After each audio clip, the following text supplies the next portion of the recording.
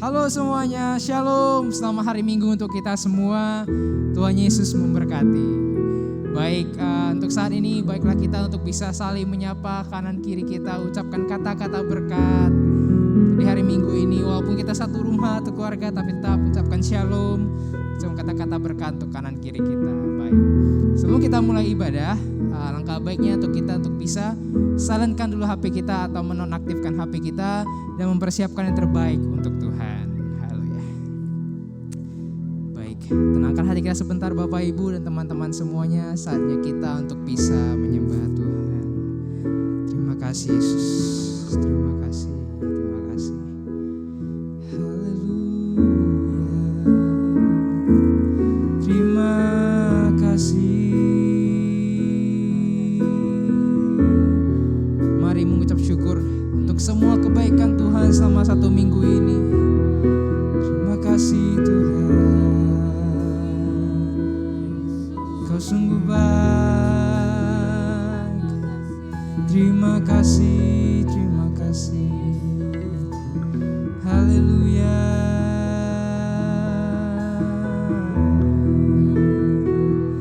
Kau baik, Kau baik, Kau sungguh baik. Terima kasih Tuhan, haleluya.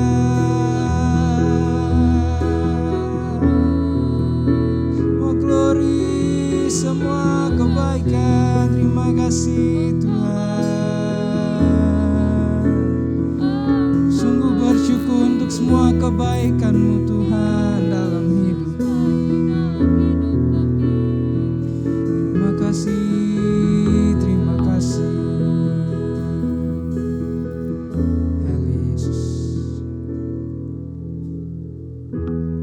Kasih setiamu yang ku rasakan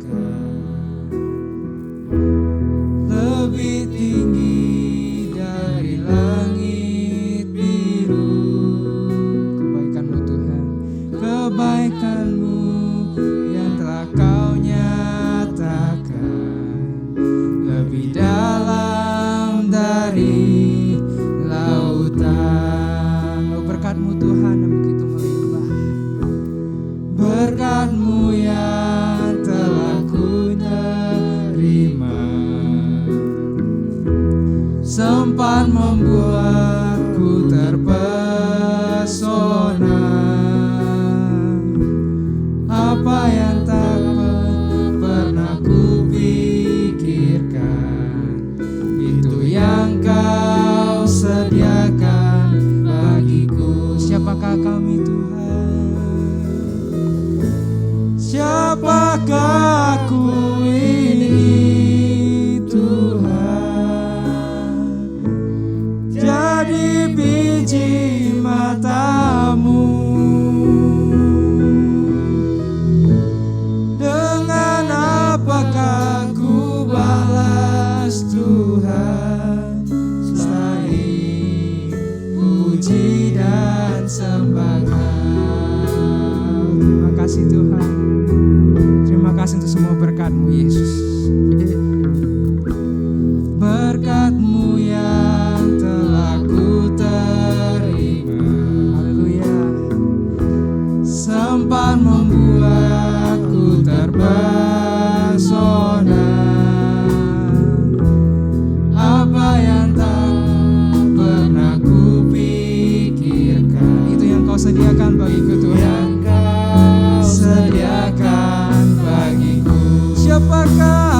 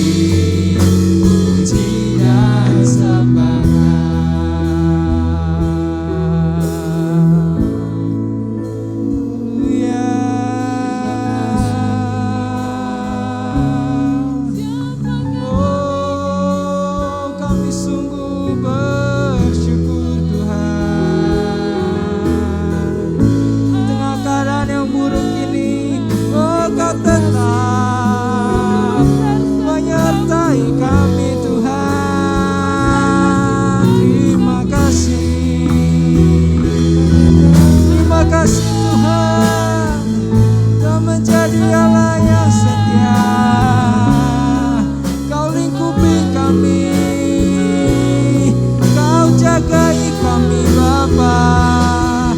Oh, ku sungguh bersyukur Tuhan untuk semua kebaikan-Mu Tuhan dalam hidupku. Haleluya. Kaulah yang ajaib, Kaulah yang ajaib Tuhan. Terima kasih. Oh, terima kasih. Ku ada hingga saat ini, semua karena kebaikan-Mu Tuhan. Dengan apa akan ku balas semua kebaikan-Mu Tuhan.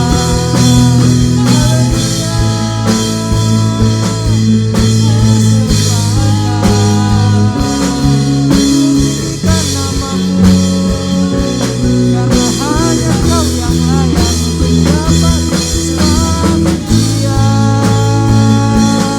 Terima kasih Tuhan, terima kasih Yesus, terima kasih. Oh, ku tinggikan nama-Mu, beri nama-Mu Tuhan. Terima kasih Tuhan, terima kasih. Ku ada hingga saat ini, semua karena perlindungan-Mu. Terima kasih Tuhan, terima kasih.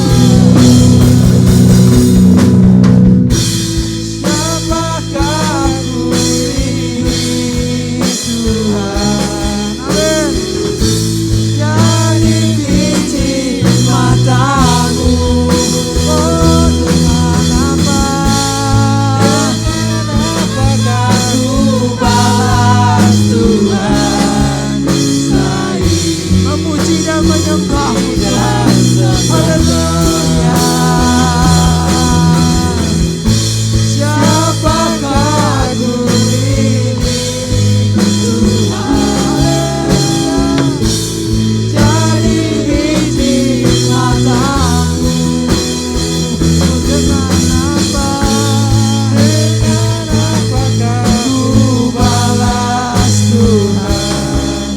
Selain puji dan sembah. Terima kasih Tuhan, terima kasih.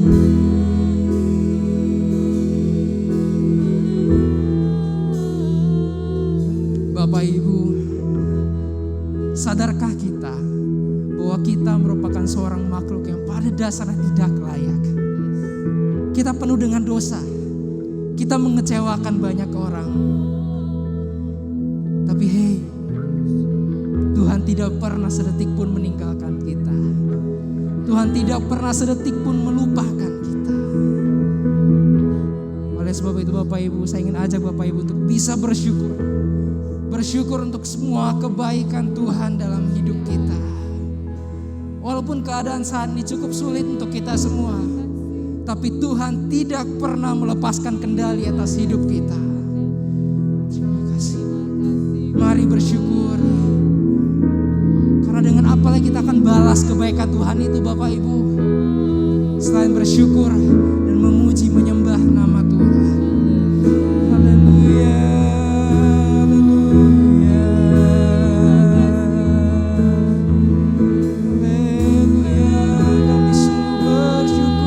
Kami sungguh bersyukur. Terima kasih Tuhan. Engkau baik, Engkau sungguh baik. Terima kasih Tuhan.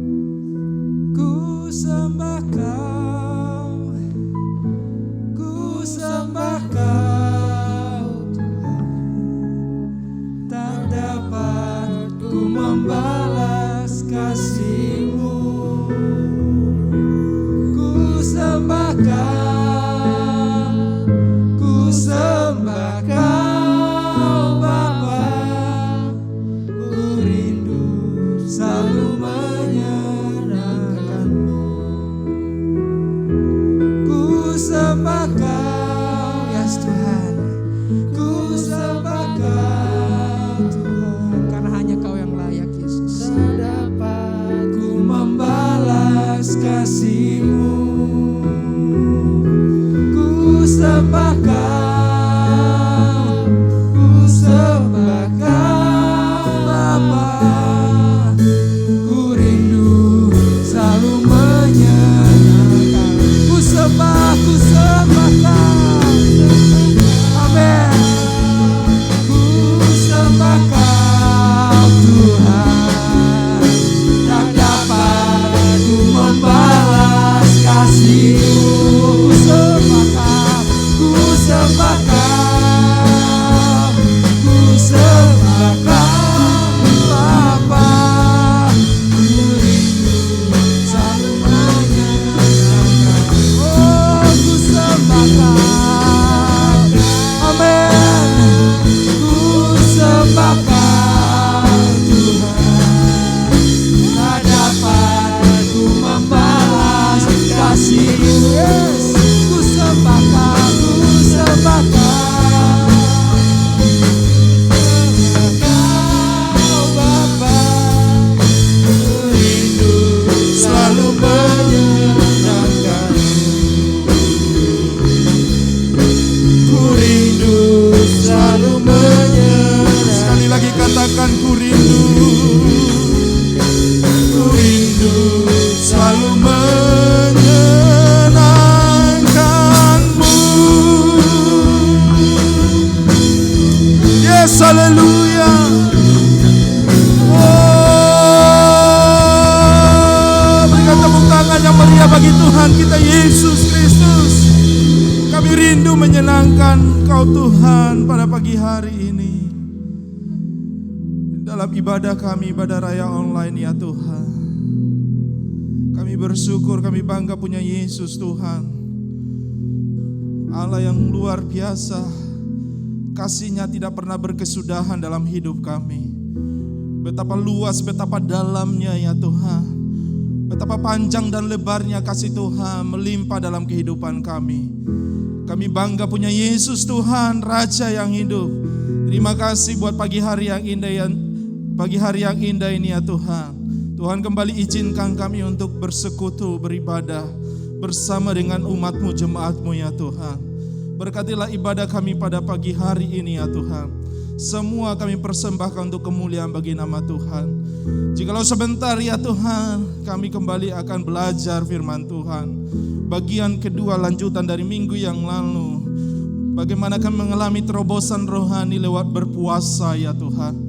Berkatilah firman-Mu, Rabi hamba-Mu. Berkati gereja-Mu, jemaat-Mu ya Tuhan. Setiap yang mendengarkan firman Tuhan ini mendapatkan kekuatan yang baru yang daripada Tuhan. Dan komitmen yang baru. Pembaharuan di dalam kerohanian. Dalam nama Yesus Kristus. Terima kasih Bapa. Haleluya, haleluya. Dalam nama Yesus kami berdoa. Sama-sama kita katakan amin, amin. Silakan duduk Bapak Ibu Saudara kasih Tuhan. Senang kembali kita boleh berjumpa ya di pagi yang dahsyat yang luar biasa ini. Ya puji Tuhan, keadaan kita semakin membaik, Indonesia semakin membaik.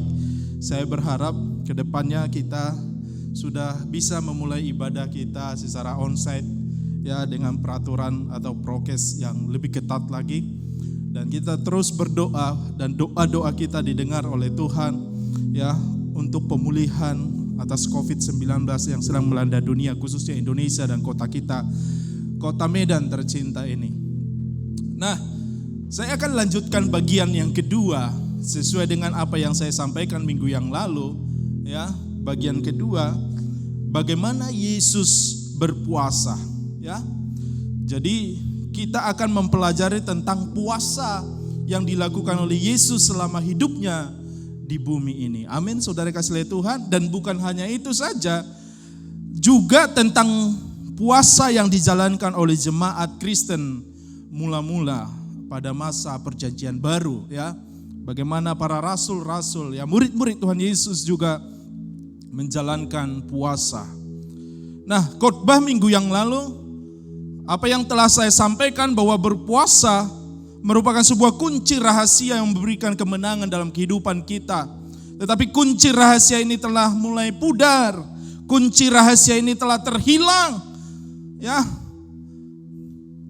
Banyak gereja Tuhan telah lama meremehkannya, bahkan menelantarkan kunci atau rahasia untuk kehidupan yang berhasil ini. Ya, kalau ditanya, kita semua pengen berhasil dalam kehidupan ini. Berhasil di area keluarga, pekerjaan, berhasil di area bahkan di area kerohanian juga kita mau berhasil, saudara kasih oleh Tuhan.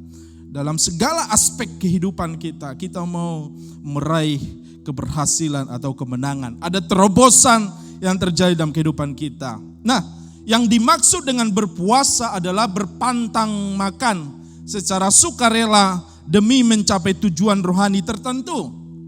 Ya, John Calvin, seorang hamba Tuhan, seorang teolog, mengatakan seperti ini: berpuasa itu melatih kita dalam berpantang, dalam menekan nafsu daging kita, mengobarkan semangat kita untuk rajin berdoa, dan itu adalah suatu tanda bukti penyesalan kita di hadapan Tuhan.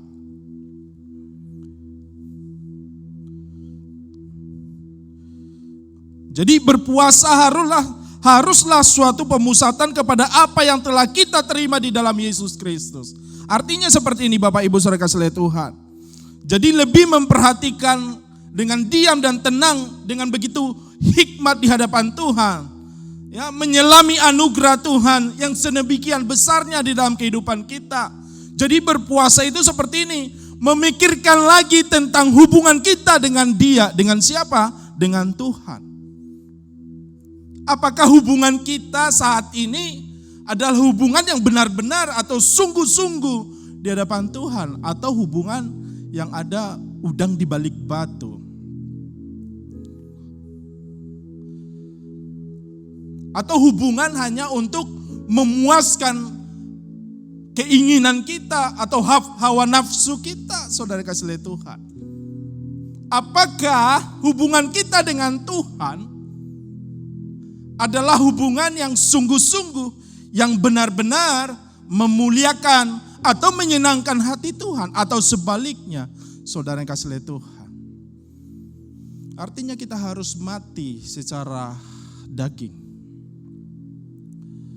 Manusia lama kita harus semakin terkikis. Manusia daging kita semakin terkikis, tapi yang nampak adalah manusia rohani kita. Yang nampak adalah manusia batiniah kita. Yang nampak adalah manusia roh. Semakin bersinar, saudara kasih oleh Tuhan.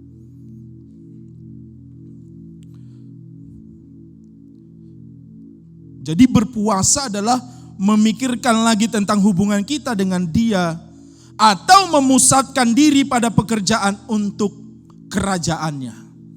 Apakah kita sudah berguna bagi kerajaan Allah? Ya, apakah kita sudah hidup dalam sistem kerajaan Allah?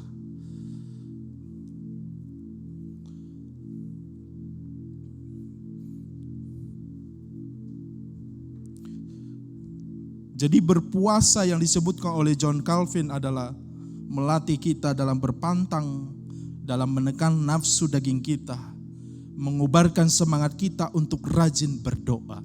Perhatikan, untuk rajin berdoa. Nanti kita akan lihat, ya, itu amat pas. Rajin berdoa dengan berpuasa itu pas sekali kata itu, kalimat itu, saudara kasih oleh Tuhan. Jadi kita lebih sungguh-sungguh lagi kepada Tuhan. Gerejanya lebih sungguh-sungguh lagi berdoa di hadapan Tuhan. Gereja lebih sungguh-sungguh, atau jemaat lebih sungguh-sungguh lagi memiliki hubungan yang intim dengan Tuhan. Lewat apa? Lewat doa. Lewat apa? Lewat firman Tuhan, saudara kasih oleh Tuhan. Jadi ada waktu-waktu khusus yang kita persembahkan untuk Tuhan, untuk kita berdoa dan bersekutu merenungkan firman Tuhan.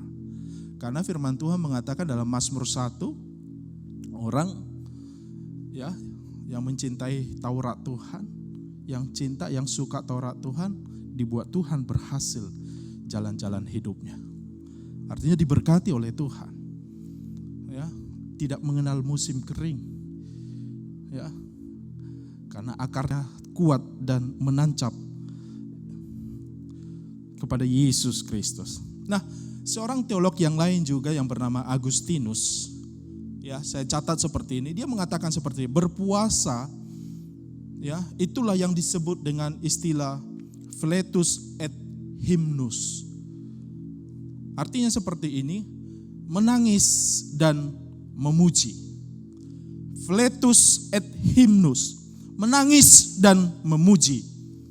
Kenapa menangis? Apa yang ditangisi saudara kasih Tuhan? Artinya seperti ini, menangisi pelanggaran-pelanggaran kita yang menyebabkan juru selamat kita Yesus Kristus sakit hatinya. Loh, kok Yesus bisa sakit hati? Sakit hatinya Tuhan Yesus bukan untuk membalas atau murka dan marah kepada kita, tapi sakit hati yang dimaksud di sini adalah akibat perbuatan-perbuatan kita, tingkah laku kita, ya, perkataan-perkataan kita, tutur bahasa kita yang mungkin menyakitkan hati Tuhan.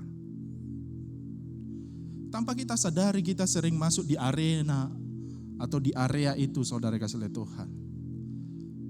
Sering kita menyakiti satu sama lain. Kita masih menyimpan dendam. Kita masih marah kepada orang. Bahkan sesama gereja, sesama jemaat kita masih marah kepada orang di sekitar kita. Kita tidak suka kepada orang lain. Itu menyakiti hati Tuhan. Sulit kita melepaskan pengampunan kepada orang lain. Artinya kita masih hidup dalam kedagingan kita. Kita belum mati secara daging, saudara kasih Tuhan. Kalau kita masih menyimpan akar pahit, amarah, dendam. Ini yang membuat hati Tuhan terluka. Sakit hatinya melihat kita. Makanya kita harus merendahkan hati di hadapan Tuhan.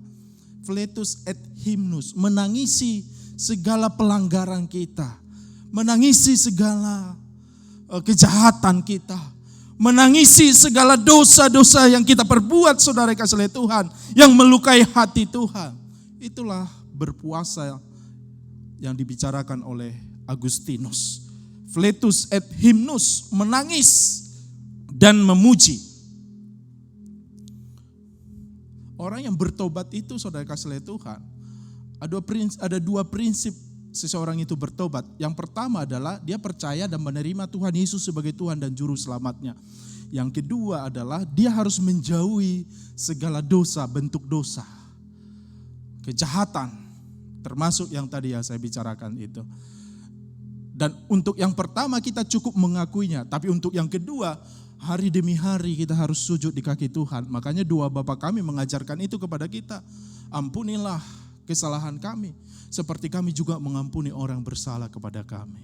Artinya menangisi pelanggaran-pelanggaran kita dan dosa-dosa, mengikis manusia lama kita, kedagingan kita, supaya yang lebih dominan dalam hidup kita adalah manusia rohaninya. Manusia yang selalu diperbaharui, ya, oleh firman Tuhan lewat Roh Kudus. Saudara kasih Tuhan. Jadi fletus et hymnus, menangis dan memuji. Memuji dalam apa? Ya, memuji dikatakan di sana yaitu mengucapkan puji-pujian kehadirat Bapa. Karena apa? Karena Bapa menyertai kita dan menaruh kasih setianya kepada kita hari demi hari. Amin, saudara kasih Tuhan. Bahkan ketika kita melakukan kejahatan, melakukan dosa, melakukan kesalahan, kasih setia Tuhan masih tertuju kepada kita. Makanya memuji kasih setia Tuhan. Jadi dua hal perhatikan yang disampaikan oleh Agustinus, ya. Fletus et hymnus, menangis dan memuji. Memuji kepada Tuhan, mengucapkan puji-pujian, syukur kepada Tuhan, ucapan terima kasih, ya, untuk perlindungannya dalam hidup kita hari demi hari, minggu demi minggu, bulan demi bulan, tahun berganti tahun. Bahkan di masa-masa yang krisis, di masa-masa yang sukar, di masa-masa yang sulit, kasih setia Tuhan tetap menyertai kita. Terpujilah nama Tuhan kita Allah yang luar biasa. Itulah upah kita yang disebut oleh Tuhan Yesus Kristus. Alkitab mengungkapkan bahwa tujuan utama yang dicapai dengan berpuasa adalah untuk memiliki kehidupan, ya, kerendahan hati. Minggu yang lalu sudah saya sampaikan. Bapak Ibu yang tidak menyaksikan bagian yang pertama, boleh buka ya YouTube kita minggu yang lalu, ibadah raya ya tanggal 5 September minggu yang lalu. Jadi tujuan utama berpuasa adalah untuk memiliki kerendahan hati. Contoh-contoh dalam Alkitab ya, berpuasa yang dilakukan oleh umat Tuhan dalam perjanjian lama. Kemarin udah saya khotbahkan, Daud menurut pengakuannya dalam Mazmur 35 ayat 13 dia berpuasa. Esra dan rombongan orang Yahudi yang kembali ke Babel menuju tanah atau negeri mereka, ya, dikisahkan dalam Esra 8 ayat 21 sampai 23. Bahkan Raja Yosafat dan seluruh rakyat Yehuda, ya, di dalam 2 Tawarik 20 ayat 2 sampai 4 mengisahkan bahwa mereka juga berpuasa dan merendahkan diri di hadapan Tuhan. Berpuasa pada dasarnya adalah melepaskan diri dari alam yang bersifat natural, yaitu jasmani atau duniawi, untuk memasuki alam supranatural, alam adikodrati, yang disebut juga alam roh, guna mendapatkan pertolongan Tuhan yang ajaib. Bagaimana umat Tuhan dalam perjanjian lama mendapatkan pertolongan Tuhan yang ajaib? Yosafat, Esra, Ester, dan banyak lagi kisah-kisah dalam Alkitab. Mereka mendapatkan pertolongan Allah yang ajaib. Jadi perkara jasmani atau duniawi yang paling biasa kita lakukan setiap hari adalah makan. Oleh karena itu, apabila kita berpantang makan, itu berarti kita dengan sengaja beralih dari hal bersifat natural, jasmani, ke hal yang bersifat supranatural atau rohani, berpaling kepada Allah untuk mendapatkan pertolongannya yang ajaib. Makan itu adalah kegiatan jasmani. Berpuasa adalah kegiatan rohani. Kita meninggalkan kebiasaan jasmani untuk jam atau waktu tertentu, bukan untuk selama-lamanya ya. Bagi pemula, nanti akan saya bagaimana sih berpuasa Pak Pastor ya, Pak Pendeta, bagaimana sih berpuasa bagi kami yang pemula ini. Ya, saya kasih bocoran, mungkin nanti akan kita lanjutkan minggu ketiga lagi, supaya kita kupas tuntas tentang berpuasa ini akan menjadi berkat di tengah gereja kita. Saya kasih contoh, ya, bagi pemula ini bagus sekali, ya, yang belum pernah menerapkan ini dalam kehidupannya pribadi. Kalau setiap hari Anda makan 3 kali sehari, ya, katakanlah pagi jam 7 Anda sarapan, ya, jam 12 atau jam 1 siang Anda makan siang, malam atau sore jam 6 Anda makan. Jadi dari kapan kami disebut berpuasa? Berpuasa itu disebut ketika hari ini ya jam 6 sore ya, jam 6 atau 18.00 Anda makan malam. 18.00 Anda makan malam. Setelah Anda selesai makan malam, tidak ada lagi aktivitas makan. Jadi selesai sudah, jam 16 itu Anda berhenti, udah selesai makan. Nah, Anda melewatkan waktu 1 kali makan Anda. Katakanlah makan atau sarapan pagi. Jadi tadinya Anda suka sarapan pagi jam 7. Anda lewatkan jam 7 itu. Dan Anda berbuka di jam 12 atau jam 1. Artinya ada waktu selama 18 jam Anda sudah berpuasa, saudara kasih lihat Tuhan. Anda hanya melewatkan 1 kali waktu makan Anda. Ya. Atau jika lebih Anda tingkatkan lagi, bisa Anda lewatkan 2 kali makan. Makan pagi dan makan siang. Ya. Jam 12 aturannya Anda makan siang, tapi Anda masih nahan dan Anda berpuasa dan Anda buka di jam 2 contohnya, berarti Anda sudah berpuasa kurang lebih 20 jam. 20 jam. Atau Anda buka di jam 4 sore, Anda sudah berpuasa 22 jam. Atau Anda buka di jam 6 sore, berarti Anda melewatkan waktu makan yang hebat sekali. Anda berpuasa 24 jam. Tapi bagi pemula yang belum terbiasa, kita sarankan sih, ya dimulai dari hal-hal kecil. 1 kali lewatkan, sanggup lewatkan 2 kali. Ya, nanti kita akan sebutkan jenis-jenis berpuasa yang bagaimana. Sementara dalam Alkitab akan dijelaskan seperti ini. Karena dampaknya sangat hebat, sangat besar sekali. Karena lewat berpuasa ada sesuatu rahasia yang disingkapkan dalam kehidupan kita. Tujuannya adalah berpantang makan untuk apa? Kerendahan hati. Untuk mencapai kerohanian tertentu. Hubungan yang lebih intim, hubungan yang lebih dekat dengan Tuhan. Saudara yang kasih oleh Tuhan. Dan kita juga akan mendapatkan pertolongan Tuhan yang ajaib. Jadi kira-kira seperti itu. Kita akan kupas tuntas di waktu minggu depan ya. Tentang waktu berpuasa. Nah, hari ini kita lebih fokus kepada bagaimana Yesus berpuasa selama hidupnya di bumi. Ya. Bagaimana Yesus berpuasa selama hidupnya di bumi. Yesus yang adalah Tuhan sendiri juga berpuasa. Ini menjadi teladan bagi kita. Loh, ini siapa kita? Sok-sokan kita melayani Tuhan tanpa persiapan yang matang dengan sungguh-sungguh. Mempersiapkan diri kita, hati kita dengan sungguh-sungguh. Melayani Tuhan.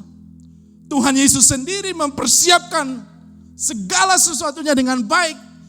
Ketika dia mau melayani, melakukan pekerjaan-pekerjaannya yang dahsyat, yang hebat itu, yang besar itu. Ya, Yesus yang adalah Tuhan sendiri juga berpuasa. Mari kita buka Alkitab kita dalam Lukas 4 ayat 1 sampai ayat yang kedua.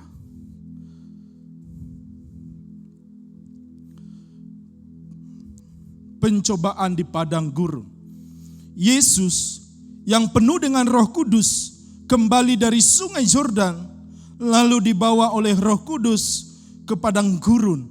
Di situ ia tinggal 40 hari lamanya dan dicobai iblis. Selama di situ ia tidak makan apa-apa dan sesudah waktu itu ia lapar. Jadi dengarkan baik-baik firman Tuhan. Di ayat yang kedua dikatakan selama di situ ia tidak makan apa-apa, artinya berpuasa. Dan sesudah waktu itu ia lapar, tidak disebutkan ia haus. Jadi kemungkinan besar Yesus hanya berpantang dari makanan. Ya. Kemungkinan besar Yesus minum air putih. Ya. Dan banyak para penafsir Alkitab setuju dengan argumen ini, ya, dengan penjelasan ini. Jadi Yesus berpuasa berapa hari? 40 hari di padang gurun. Nah, yang menarik adalah saya catat di sini. Jadi sebelum memulai pelayanannya yang besar di hadapan umum, ada 2 hal yang penting yang dialami oleh Yesus. Ya, ada 2 hal yang penting yang dialami oleh Yesus. Catat ini baik-baik jemaat yang dikasihi oleh Tuhan. Kita juga anak-anak muda ya yang sudah terjun dalam pelayanan. Ini catat ini, dengarkan ini baik-baik. Ini menjadi berkat rohani di tengah-tengah gerejanya. Bagian yang pertama adalah ya, hal yang pertama yang dialami oleh Yesus adalah, perhatikan di sana, Roh Kudus harus turun ke atasnya untuk mengisinya dengan kuasa supranatural yang akan diperlukan dalam pelayanannya.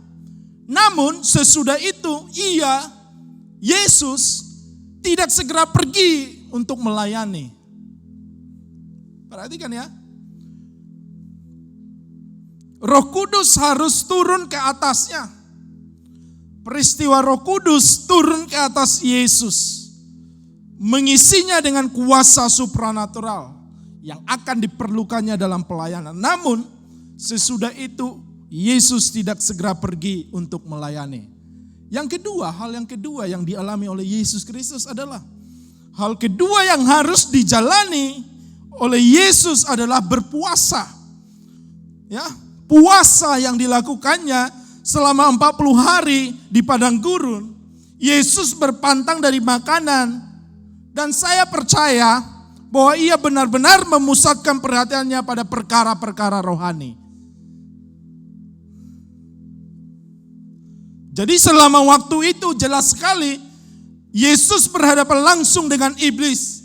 Tetapi melalui puasa yang dilakukannya, ia berhasil mengalahkan si iblis yang datang untuk mencobainya.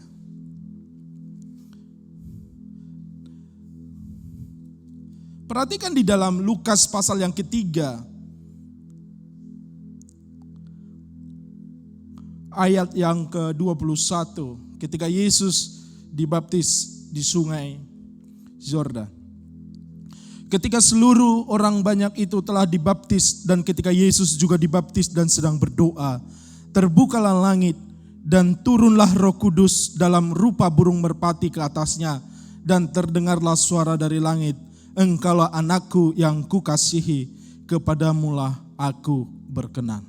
Tadi di dalam Lukas pasal 4 ayat 1, Yesus yang penuh dengan Roh Kudus kembali dari sungai Yordan lalu dibawa oleh Roh Kudus ke padang gurun. Lihat di sana bahwa Yesus turunlah Roh Kudus ya ke atasnya, ke atas Yesus, mengisinya dengan kuasa yang supranatural. Tapi Roh Kudus menuntun dia kemana? Ke padang gurun. Nah, ada catatan yang sangat penting untuk kita perhatikan bersama, ya jemaat yang saya kasih dalam nama Tuhan Yesus Kristus. Jadi hal ini menunjukkan bahwa apabila kita ingin hidup berkemenangan dalam menghadapi segala cobaan dari iblis, kita pun harus menjadikan puasa sebagai bagian yang tak terpisahkan dari kehidupan kita. Yesus pun berpuasa untuk mengalahkan iblis. Karena itu saya tidak habis pikir. Kalau apabila di antara kita orang Kristen, jemaat Tuhan, pelayan Tuhan, ya, apalagi para pelayan Tuhan, pelayan gereja, masih ada juga yang berpendapat bahwa mereka tak perlu berpuasa. Halo. Kalau disurvei di dalam gereja, ada 100 jemaat Tuhan yang melakukan kewajiban agamanya. Kewajiban agama tentang hal berpuasa. Kalau disurvei dari 100 orang, didapatkan data hanya sedikit yang akan melakukan kewajiban berpuasanya rutin setiap minggu.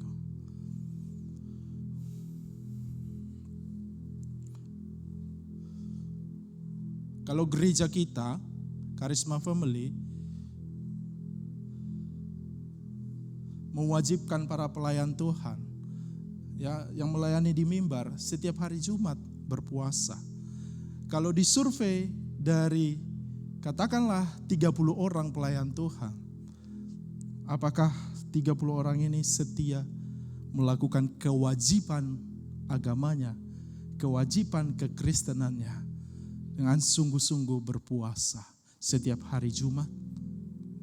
Kalau diambil data, mungkin tidak sampai 10 orang yang mengerjakannya atau melakukan kewajibannya.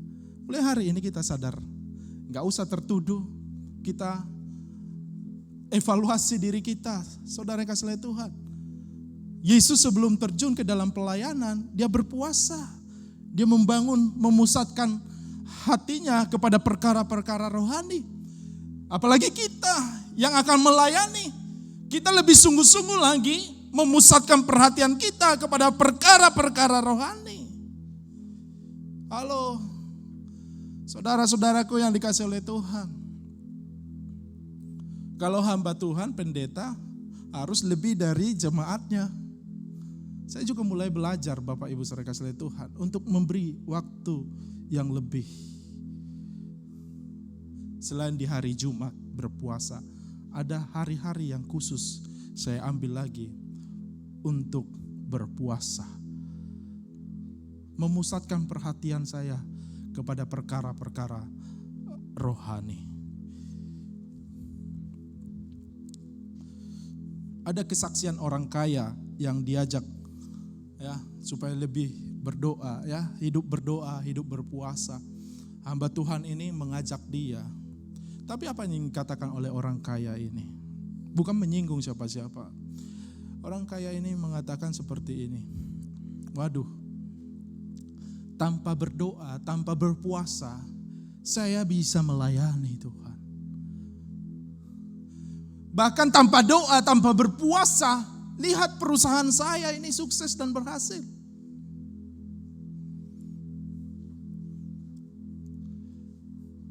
Rumah tangga saya baik-baik dan keadaannya sangat diberkati sekali. Tanpa doa dan tanpa puasa katanya. Tapi apa yang dikatakan oleh hamba Tuhan ini? Tapi ada satu hal yang kurang dari Bapak. Apa itu? Yang kurang adalah Bapak kurang rendah hati. Tidak ada kerendahan hati di hati Bapak. Kadang-kadang kita seperti orang kaya itu. Tidak ada kerendahan hati untuk fokus memusatkan diri kepada perkara-perkara rohani. Kepada perkara-perkara yang supranatural, yang adikodrati.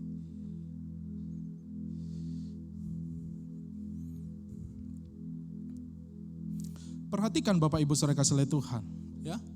Perhatikan hasil yang dicapai oleh Yesus berkat puasa yang dilakukannya. Ya. Jadi ada hasil yang dicapai oleh Yesus berkat puasa yang dilakukannya.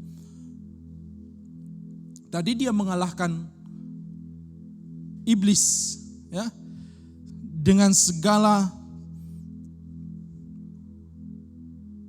senjata yang dipakai iblis yang datang untuk mencobanya, dan Yesus berhasil mengalahkan iblis. Ya, kita juga mesti belajar dari Yesus Kristus. Perhatikan apa, ya, Bapak Ibu saudara kasih Tuhan, jemaat Tuhan, dalam Lukas pasal 4 ayat 14, ya. Ayat 14 dikatakan di sana, dalam kuasa Roh kembalilah Yesus ke Galilea dan tersiarlah kabar tentang Dia di seluruh daerah itu. Perhatikan, ada perbedaan yang cukup penting dalam ayat-ayat itu yang menggambarkan keadaan Yesus sebelum dan sesudah berpuasa. Ketika Yesus pergi ke padang gurun untuk berpuasa, Alkitab berkata bahwa Yesus penuh dengan Roh Kudus.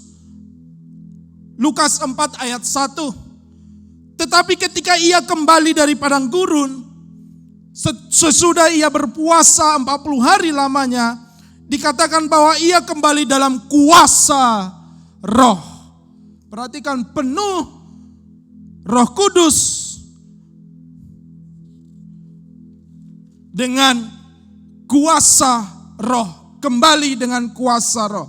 Jadi dengan perkataan lain terdapat perbedaan antara penuh dengan Roh dan keadaan dalam kuasa Roh. Memang Roh Kudus telah ada dalam diri Yesus sejak ia dibaptis di Sungai Yordan. Ya, tadi udah kita baca dalam Lukas pasal yang ketiga, ayat yang ke-21. Namun kuasa Roh Kudus tersebut baru dapat bekerja. Perhatikan, baru dapat bekerja dan mengalir dengan leluasa tanpa ada hambatannya dalam kehidupan dan pelayanan Yesus setelah atau sesudah ia berpuasa. Saya percaya bahwa prinsip ini berlaku juga dalam kehidupan dan pelayanan kita sebagai orang Kristen. Ada hal yang perlu kita perhatikan di sini, yaitu bahwa Yesus memulai pekerjaan-pekerjaannya dengan berpuasa terlebih dahulu. Ini menjadi pelajaran berharga bagi kita umat Tuhan dan juga para pengerja dan pelayan Tuhan. Halo, kita lebih fokus dan memperhatikan perkara-perkara rohani, merendahkan hati di hadapan Tuhan.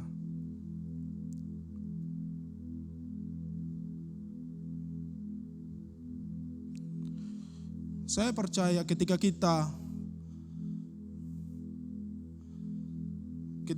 menerima Yesus sebagai Tuhan dan Juru Selamat kita, memberi diri dibaptis, kita semua telah dipenuhi oleh Roh Kudus. Tapi kuasa itu belum aktif, butuh seperti yang dilakukan oleh Yesus Kristus. Kita lebih merendahkan diri lewat berpuasa.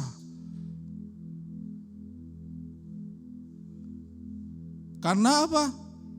Yesus mengajar para muridnya untuk berpuasa dalam khotbah di atas bukit. Matius 6 ayat 17 sampai 18. Yesus mengajar para muridnya untuk berpuasa dalam khotbah di atas bukit. Mari kita buka Alkitab kita dalam Matius pasal 6 ayat 17 sampai 18. Apa yang dikatakan oleh firman Tuhan? Dan mulai dari ayat 16. Dan apabila kamu berpuasa, janganlah muram mukamu seperti orang munafik. Mereka mengubah air mukanya supaya orang melihat bahwa mereka sedang berpuasa. Aku berkata kepadamu, sesungguhnya mereka sudah mendapat upahnya. Tetapi apabila engkau berpuasa, minyakilah kepalamu, rambutmu, dan cucilah mukamu, supaya jangan dilihat oleh orang bahwa engkau sedang berpuasa, melainkan hanya oleh Bapamu yang ada di tempat tersembunyi. Maka Bapamu yang melihat yang tersembunyi akan membalaskannya kepadamu. Karena pada waktu itu orang berpuasa, ya sepertinya menandai dirinya bahwa aku ini loh, aku sedang berpuasa. Lemas-lemas mukanya kayak muka-muka dibelas kasihani. Nah, Tuhan menegur mereka, mengecam mereka. Jangan seperti itu orang munafik. Kalau kamu berpuasa, ya seperti tampillah apa adanya sehari-hari. Bekerjalah dengan baik ketika engkau di kantormu atau di mana engkau bekerja berada.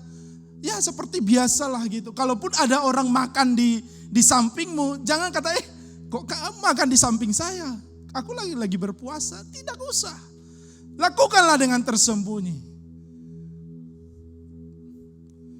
Ya, bukan seperti kita melihat restoran langsung tutup mata kita lihat restoran. Saya lagi berpuasa kita tutup mata. Enggak, saudara kasih Tuhan. Ya seperti biasa. Lakukan dengan yang tersembunyi. Nah, jadi Yesus mengajar para muridnya untuk berpuasa. Yesus menjanjikan suatu pahala bagi umatnya yang melakukan puasa dengan cara yang benar dan tujuan atau motivasi yang murni. Berpuasa merupakan suatu kewajiban bagi orang percaya. Garis bawahi kewajiban.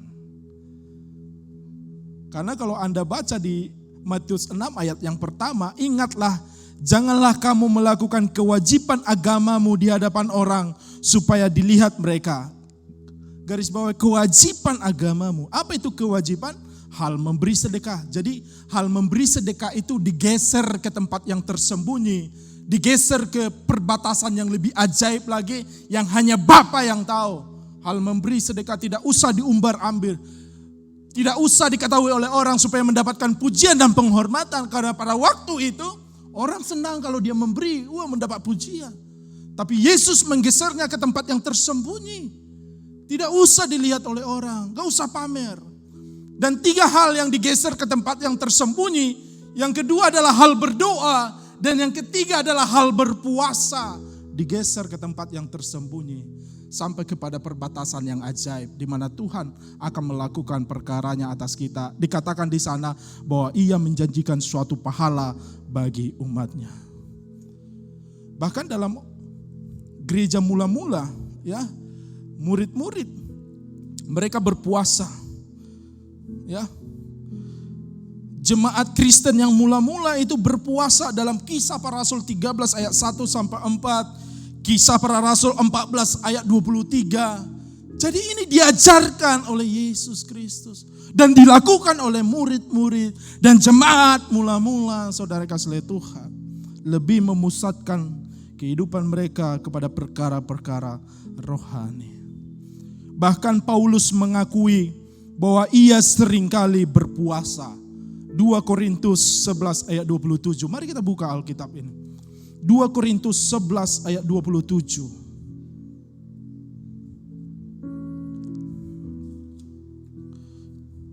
Firman Tuhan berkata seperti ini. Aku banyak berjeri lelah dan bekerja berat. Kerap kali aku tidak tidur. Aku lapar dan dahaga. Kerap kali aku berpuasa. Garis bawahi, kerap kali aku berpuasa. Berarti sering kali dia berpuasa. Kedinginan dan tanpa pakaian.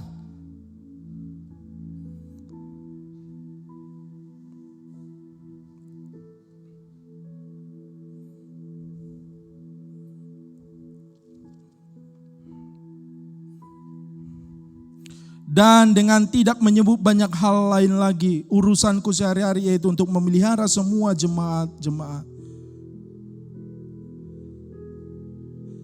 Ayat 29, jika ada orang merasa lemah, tidakkah aku turut merasa lemah? Jika ada orang tersandung, tidakkah hatiku hancur oleh duka cita? Jika aku harus bermegah, maka aku akan bermegah atas kelemahanku. Allah yaitu Bapa dari Yesus Tuhan kita yang terpuji sampai selama-lamanya tahu bahwa aku tidak berdusta. Jadi Rasul Paulus kerap kali berpuasa.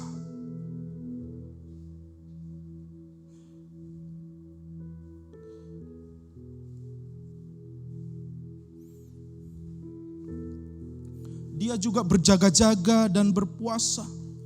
Artinya apa saudara kasih Tuhan? Berjaga-jaga itu tidak tidur. Pada saatnya atau seharusnya tidur tetapi tidak tidur. Berpuasa itu artinya berpantang makan meskipun seharusnya atau sebenarnya mereka bisa makan. Paulus bisa saja makan. Jadi berjaga dan berpuasa. Berdoa. Jadi kedua kata ini suatu perpaduan yang amat pas sekali. Dan kedua kata ini disejajarkan dengan kemurahan hati, kemurnian hati, kemurahan hati, pengetahuan, kesabaran. Bahkan dalam Roh Kudus dan kasih yang tidak munafik.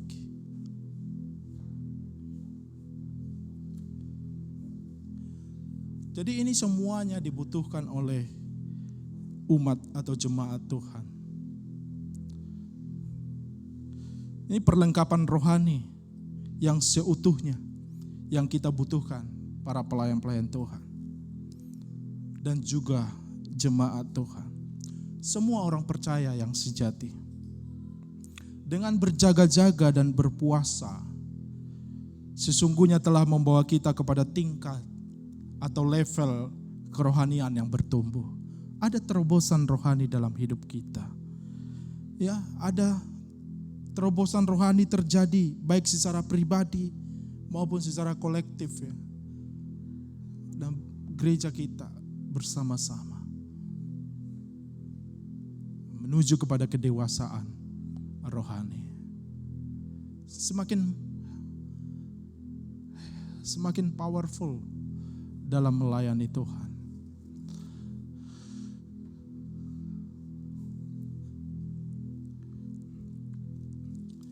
Jadi kita sudah belajar dari Yesus Kristus. Dia menjadi teladan bagi kita dalam hal berpuasa. Jemaat mula-mula, para murid, gereja mula-mula juga melakukannya. Saudara kasih Tuhan, ini menjadi kewajiban bagi kita. Kalau gereja kita mengambil setiap hari Jumat kita berpuasa, mari kita taati, mari kita lakukan, saudara kasih Tuhan, bersama-sama. Dan malamnya kita ada doa, ya, mencari hadirat Tuhan. Kita berdoa untuk banyak hal, untuk bangsa dan negara kita. Kita berdoa untuk gereja-gereja, para hamba Tuhan, pelayan-pelayan. Kita berdoa untuk karisma family dan jemaat kita. Dan juga banyak hal yang bisa kita doakan. Doa-doa kita pribadi. Jadi berjaga-jaga dan berpuasa adalah dua hal yang sesungguhnya Tuhan mau dalam kehidupan kita. Anak-anak muda, lebih dahsyat, lebih luar biasa lagi ketika kita menerapkan kewajiban agama ini, ya. Kewajiban ini kita kerjakan dengan baik. Seperti yang disampaikan oleh Yesus Kristus di dalam Matius 6, khotbah di atas bukit. Mari kita bangkit berdiri. Semoga Tuhan memberkati firman Tuhan ini. Dan kita terima dengan hati dan sukacita. Lebih lagi kita memfokuskan diri kita kepada perkara-perkara yang rohani. Perkara-perkara yang lebih intim, lebih dekat lagi dengan Tuhan. Minggu depan kita akan kupas lebih dalam lagi tentang berpuasa ini. Supaya full, lengkap sudah kita dapatkan apa yang Tuhan mau atas gerejanya hari-hari ini. Saudara kasih Tuhan. Haleluya. Kita angkat satu pujian pada Tuhan yang tadi, yang pujian yang dari awal, ya, kasih setia Tuhan yang kita rasakan. Haleluya, haleluya Tuhan.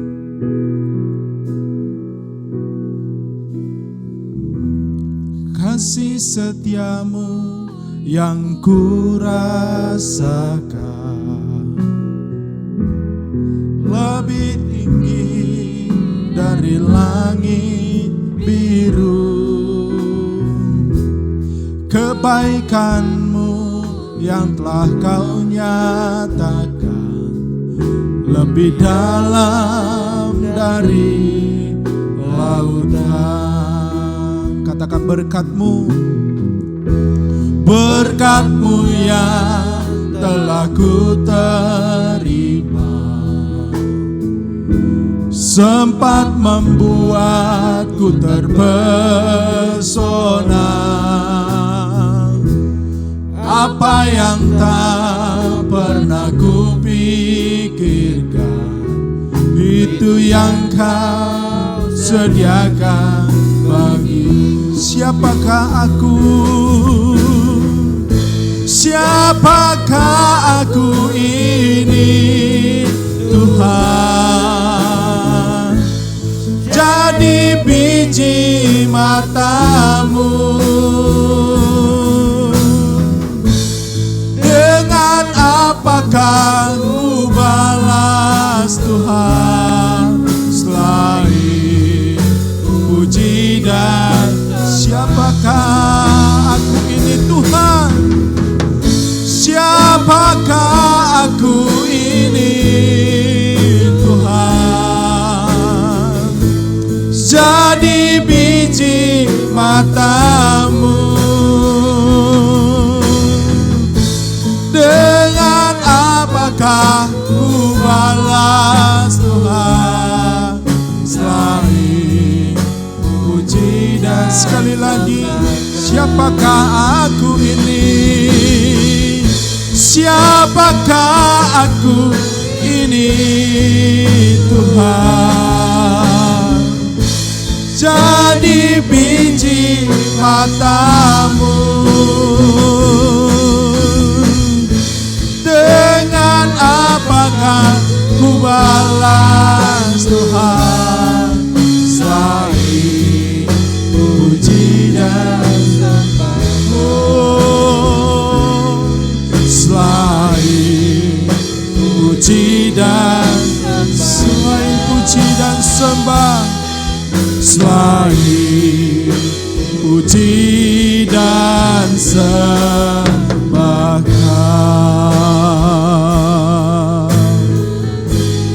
Terima kasih Tuhan. Oh haleluya, haleluya. Engkau baik, Engkau baik Tuhan. Oh haleluya, haleluya. Haleluya, haleluya, haleluya. Oh Yesus, Yesus, ditinggikan, dimuliakan namamu. Haleluya, haleluya.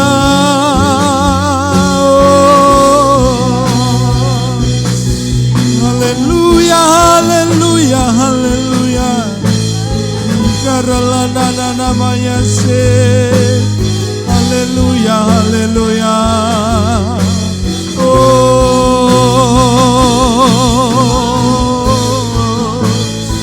iralana namanya se. Naralana namanya se. Namanya se. Orialana namanya se. Namanya se. Orialana namanya. Haleluya. Oh,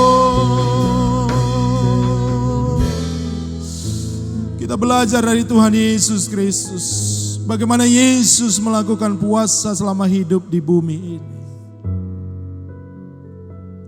Dia selalu memberikan waktu-waktu yang khusus. Bahkan pertama sebelum dia terjun ke dalam pekerjaan-pekerjaan yang lebih besar di hadapan umum, Roh Kudus telah memenuhi Yesus. Dan Roh Kudus membawa dia ke padang gurun dan berpuasa di sana selama 40 hari. Berpantang dari makan, tidak makan apa-apa. Dan ketika dia selesai dari padang gurun selama 40 hari itu, firman Tuhan berkata bahwa dia kembali dalam kuasa Roh Allah. Ada kuasa yang hebat, yang luar biasa yang menyertai Yesus Kristus. Sehingga ketika Yesus melakukan banyak pelayanan pekerjaan, sekalipun dia dihujat, dihina, dikejar-kejar. Sama seperti Paulus juga, dihujat, dihina, dikejar-kejar, dimasukkan ke dalam penjara. Tetapi mereka tetap memiliki sukacita. Mereka memiliki kesabaran, mereka memiliki kemurahan hati, mereka memiliki yang namanya roh yang luar biasa di dalam hidup mereka. Tidak mudah sakit hati, tidak mudah menyerah, menjadi pribadi-pribadi yang hebat, yang luar biasa.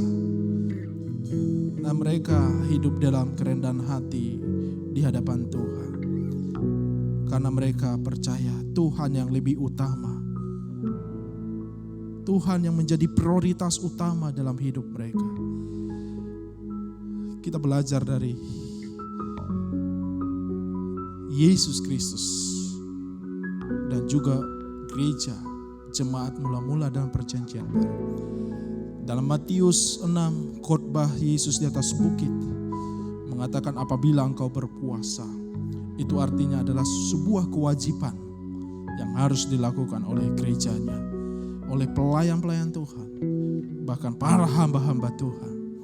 Berkatilah firman-Mu ya Tuhan.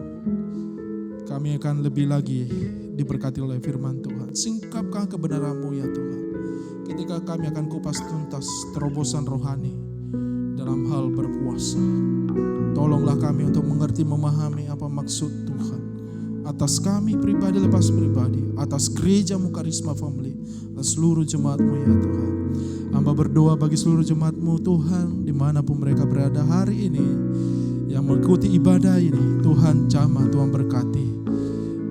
Yang mengangkat tangan, Tuhan jamah dalam nama Yesus. Engkau yang banyak persoalan dan masalah, butuh topangan doa, kami berdoa dalam nama Yesus Kristus. Turunlah kasih karunia kemurahan Tuhan atas. Tuhan menolong engkau, Tuhan mengangkat hidupmu. Engkau yang lemah, yang sakit, Tuhan pulihkan dan sembuhkan engkau dari segala sakit penyakitmu. Dalam nama Yesus Kristus. Engkau yang berkekurangan, Tuhan cukupkan Tuhan penuhi segala keperluan dan kebutuhan. Keluarga-keluarga diberkati oleh Tuhan. Suami istri diberkati, anak-anak diberkati, anak-anak muda juga mendapatkan berkat yang daripada Tuhan. Kami terus berdoa buat anak-anak muda ya Tuhan. Mereka lebih sungguh-sungguh lagi di hadapan Tuhan. Hidup benar, hidup kudus. Bahkan yang mencari pekerjaan Tuhan berkati, yang mencari jodoh pasangan hidup Tuhan berkati dalam nama Yesus. Tuhan beri pasangan hidup yang terbaik, yang mengasihi Tuhan, yang takut akan Tuhan, sehingga terbentuklah keluarga yang melayani Tuhan. Anak-anak kami sekolah minggu juga berkati, tumbuh kembang mereka, hidup dalam kasih karunia dan kemurahan Tuhan. Jagai dan peliharalah anak-anak kami ya Tuhan. Terima kasih untuk seluruh jemaat-Mu ya Tuhan yang setia kepada Tuhan. Berkatilah Bapa dalam nama Yesus Kristus. Kami berdoa untuk gereja-gereja di Indonesia ya Tuhan, bahkan seluruh GSIA Indonesia, CWS dan gembala-gembala, kami berdoa Tuhan berkati. Tuhan kuatkan gereja-Mu di tengah pandemi COVID-19. Berkatilah bangsa dan negara kami Indonesia, berkatilah presiden kami dan wakil dan seluruh jajarannya, kabinet menteri, berkati TNI Polri yang menjaga kedaulatan dan keamanan Indonesia. Tuhan beri mereka kekuatan. Berkatilah pemerintah kami ya Tuhan, pemerintah pusat, daerah, gubernur, wali kota, bupati, camat, sampai pada kelurahan, desa. Tuhan kami serahkan dalam tangan Tuhan. Indonesia diberkati oleh Tuhan. Indonesia bangkit, sejahtera dan mengalami keselamatan yang daripada Tuhan. Terima kasih Bapa yang baik. Kami berdoa dan kami serahkan hidup kami sepenuhnya ke dalam tangan Tuhan. Kami akhiri ibadah kami pada pagi hari ini. Terpujilah nama Tuhan. Dalam nama Yesus Kristus kami berdoa dan mengucap syukur. Mari jemaat Tuhan mengangkat tangan dan terima berkat yang daripada Tuhan. Tuhan memberkati engkau dan melindungi engkau. Tuhan menyinari engkau dengan wajahnya dan memberi engkau kasih karunia. Tuhan menghadapkan wajahnya kepadamu serta memberi engkau damai sejahtera. Berkat besar dari Allah Bapa, cinta kasih dari Tuhan kita Yesus Kristus, dan persekutuan yang indah bersama dengan Roh Kudus menyertai kita mulai hari ini sampai Maranatha. Tuhan Yesus datang kali yang kedua. Hiduplah bagi kemuliaan namanya yang diberkati Tuhan dan siap menjadi berkat. Bersama-sama kita katakan amin, amin. Tuhan Yesus memberkati kita semuanya. Shalom.